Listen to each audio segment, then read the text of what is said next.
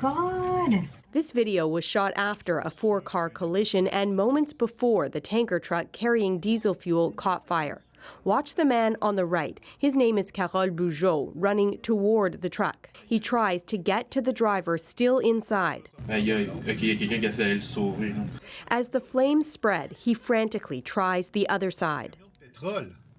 But he can't get in. Moments later, flames and smoke engulfed the overpass, killing the truck driver, Gilbert Prince, and injuring 6 others, including Bugeaud. Bugeaud works as a truck driver for this construction company. He didn't want to speak with reporters today, but told his story to his boss. He told me, he says, John, he goes, I feel so responsible. You know, I said, you did everything you could. You tried. Not too many people would have ran in there with a petroleum truck on fire to try and pull someone or try and get the door open. He's a real hero. Yeah, I'm only 30 seconds of the impact over there.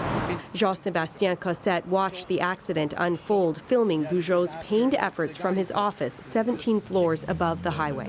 And it was a big courage to him to just jump near the fire, to go to the other side of the door to let out the guy, but I think that was impossible. This is what remains of the tanker truck today. The fire was so hot it melted asphalt and damaged guardrails, leaving this part of the highway closed to traffic indefinitely.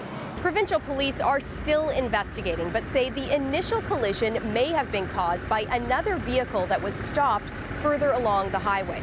Investigators are trying to determine if there should be charges of criminal negligence. Alison Northcott, CBC News, Montreal.